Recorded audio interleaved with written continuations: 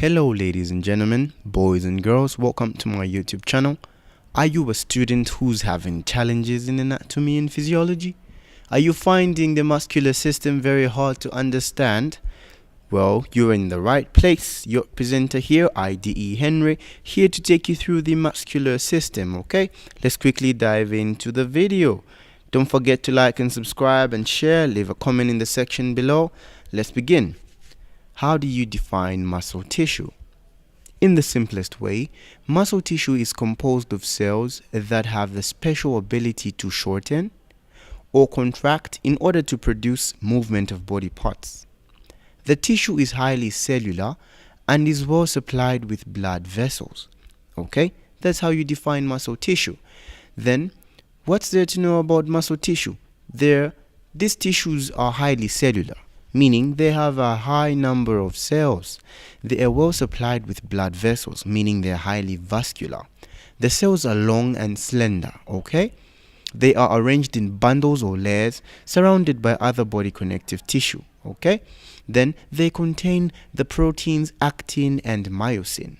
Very important to note, the muscle fibers lie parallel to each other, okay? And then lastly, when viewed under a microscope, they show dark and light bands. That's there to know about muscle tissue. Now let's quickly dive and dissect them.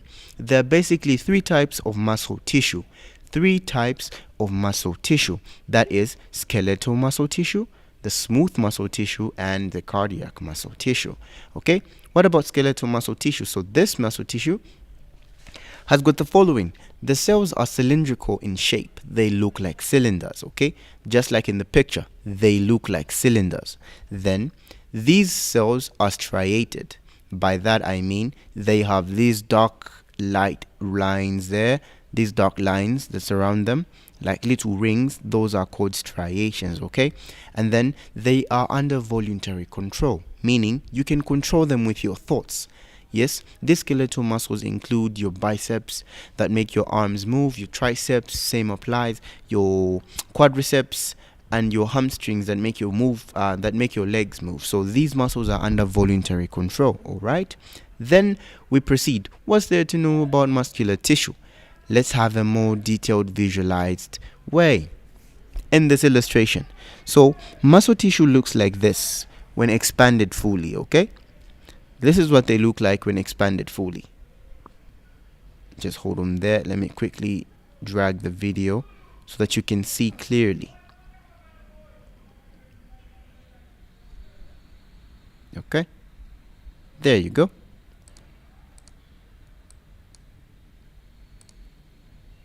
Okay, so muscle tissues have got the following. They've got two proteins, the ones I had talked about earlier, and these proteins are actin and myosin. Actin and myosin. So this is a muscle fiber and it contains the epimysium, okay? The epimysium is the outermost covering of a muscle fiber, right?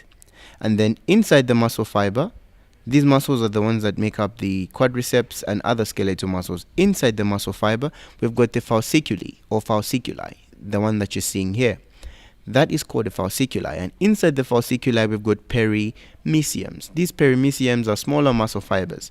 Then inside the muscle fibers, these muscle fibers are responsible for making stability of the muscles to help you flex your fingers like that to run and do most of the things. Then when you look at them deeply, inside these muscle fibers there are two proteins, the actin and myosin, okay?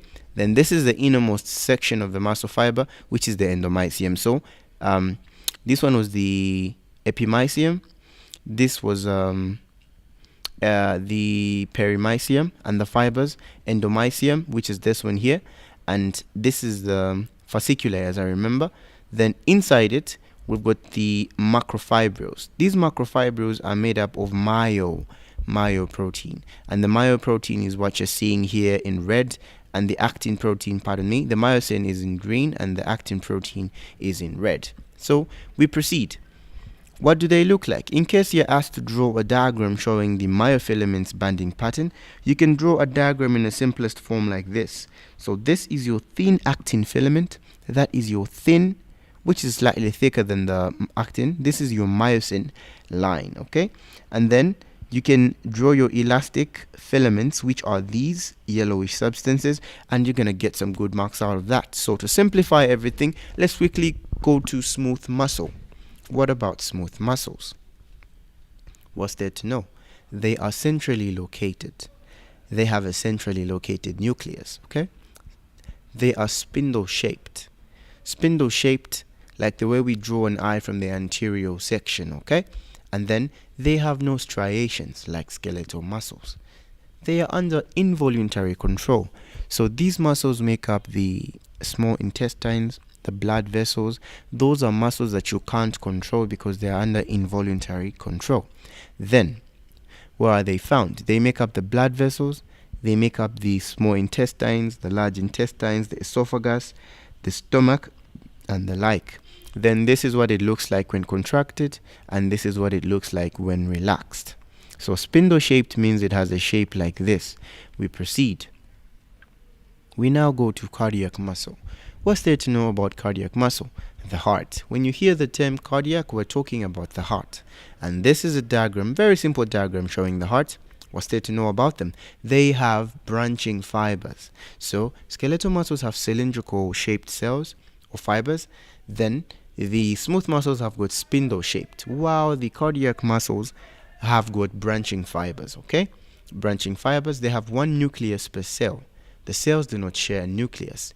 Then they have striations, just like skeletal muscles. And then they have intercalated discs. So these little discs are what separate one cell from another. Then they are under involuntary control, just like smooth muscle. You can't control the rate of your heart. You can't control the speed at which your heart beats. That happens involuntarily, okay? Then, let's quickly look at the cardiac muscle. They have branching fibers like that. It branches off from the rest of the fibers, hence covering a large surface area. This is what cardiac muscles look like. Then these are the mitochondria. These little dark lines are intercalated discs that separate one cell from another.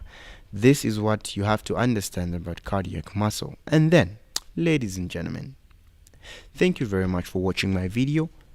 For more videos, check my YouTube channel, subscribe, like and share. Don't forget to leave comments, and for more videos, check my playlist specifically on videos that you might think are very helpful. Until then, ladies and gentlemen, bye bye for now.